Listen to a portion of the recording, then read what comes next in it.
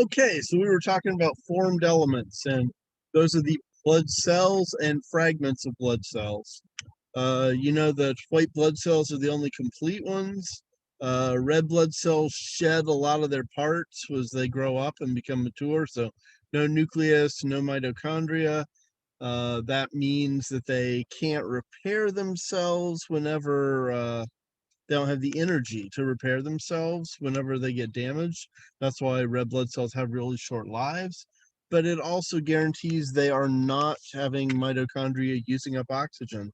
That's important when you got to haul oxygen around in the body. That's their job. So they do everything they can to maximize that capability, including not being able to repair themselves and having a short lifespan because of it.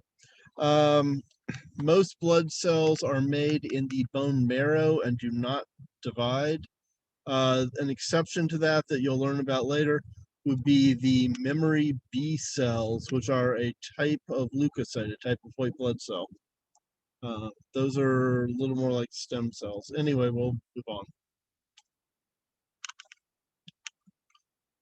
All right, so this is a nice slide. It shows erythrocytes, leukocytes, and platelets or thrombocytes in this picture. That is an electron microscope photograph. And below that, we have a traditional microscope photograph.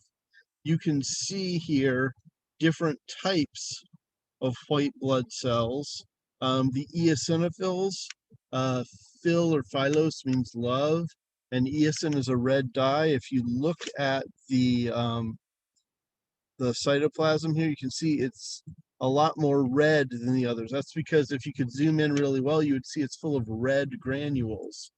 The lymphocytes, you can see here, the L in lymphocyte should remind you of the word little. These are the smallest of the white blood cell types. They're barely bigger than a red blood cell.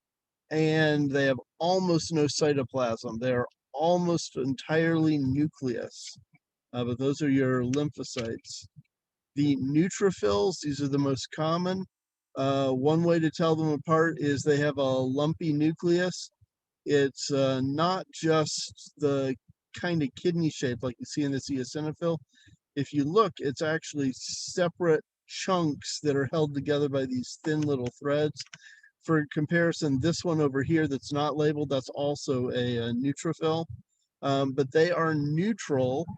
That means they have a little bit of the eosin dye, so they're a little pink in the cytoplasm, but they have a little bit of the purple dye, which is a basic dye too. So because of that, you see them, they have granules. And the monocytes, the M should remind you of the word massive. These are the biggest of the white blood cells. You can see they're substantially larger than the red blood cells. Anyway,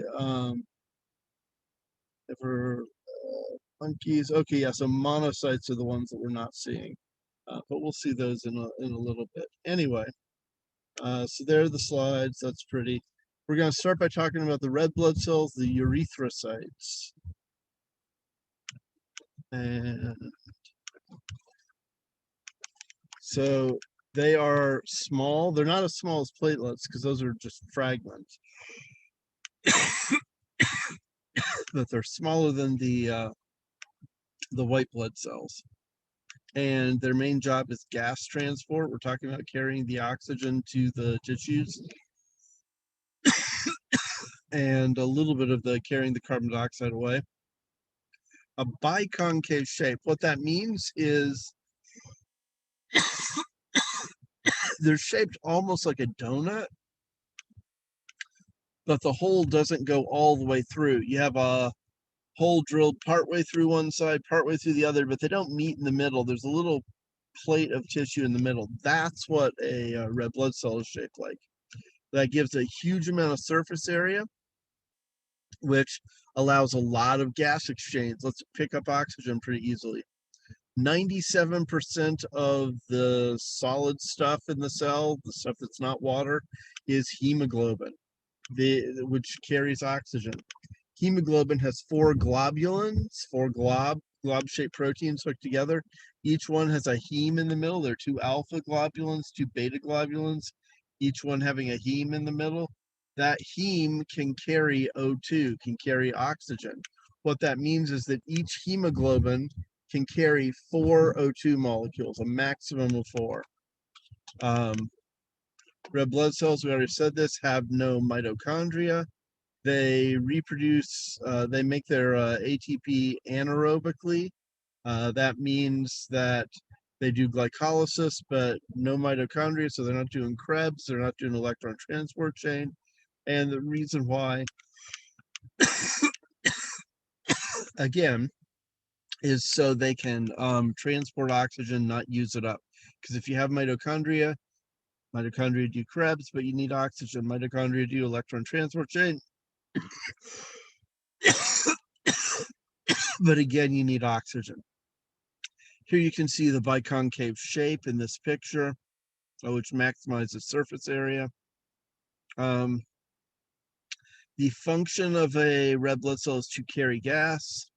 Hemoglobin binds with the oxygen, and normal for males would be having 13 to 18 grams of hemoglobin in 100 milliliters of blood. For women, it would be a little less. 12 to 16 would be in the normal range.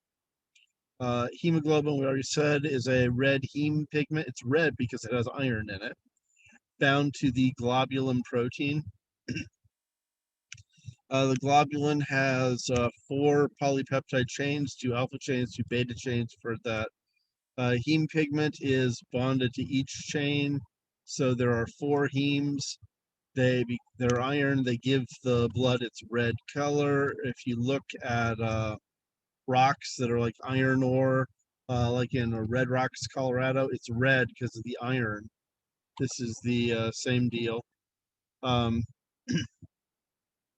Each heme central atom binds to one O2, and you have 4 hemes in the hemoglobin. That's why you can carry a maximum of 4 O2 molecules. All right, there is a picture of the hemoglobin, and the red thing in the middle is the heme, and you can see in the very middle of that is the iron molecule. Oh, sorry, the iron atom. All right, moving on. Just a bigger picture of the same. All right, so each hemoglobin molecule transports 4 oxygens. You've heard that already. Each red blood cell will have 250 million hemoglobins. So oxygen, when it hits the lungs, and we're going to talk more about this when we do breathing, it picks up, oxygen in the lungs is picked up by hemoglobin, and that becomes what we call oxyhemoglobin. It is the bright red. They're calling it ruby red. I usually think it was like a cherry red, like a maraschino cherry. We unload this in the tissues. The tissues need oxygen, so we deliver the oxygen. As the hemoglobin lets go of the oxygen, it becomes deoxyhemoglobin. That is a darker brick red color. And the deoxyhemoglobin is, if you're looking at that dark brick red through pale skin, it might look kind of bluish in the veins. That's why in anatomy, we draw veins in blue. Your blood is never actually blue, but the vessels can look that way through really pale skin. And most anatomists back in the day were they're old white dudes. So there you go. Anyway, carbon dioxide loading in the tissues. So what we're talking about there, 20% of the carbon dioxide in the blood will bind to the hemoglobin, producing carbaminohemoglobin. So the hemoglobin, full of oxygen, goes to the tissues, drops off its oxygen, and picks up some of the carbon dioxide. Not all of it. Some of that carbon dioxide travels in other ways. It could be dissolved in the blood plasma. It could be attached to albumin. Anyway, hematopoiesis is the making of red blood cells. This happens in the red bone marrow and reticular connective tissue, blood sinusoids. Those are descriptions of what the tissue is like. The location would be axial skeleton. So we're talking about the ribs, the pelvic girdles, and the ends, the epiphyses of the humerus and the femur.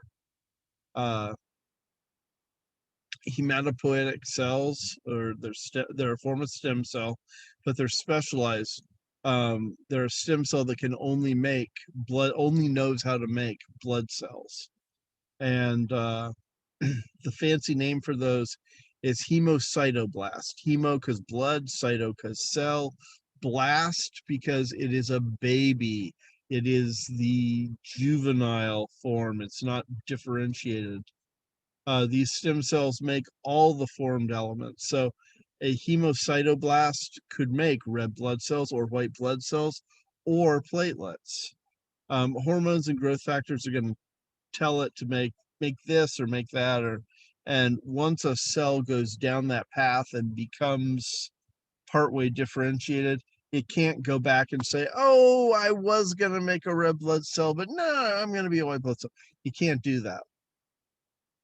Once it's down that pathway, we've already been packing up the genes for white blood cell traits and unpacking the genes for red blood cell traits, and you can't undo that. New blood cells enter the blood sinusoids. What we're saying is blood goes through the bone, and as it goes through these spaces, these sinusoids, in the bone marrow, we load it with new red blood cells that we're making. All right. So stages of erythropoiesis, stages of making red blood cells. Actually, I'm going to pause this right now.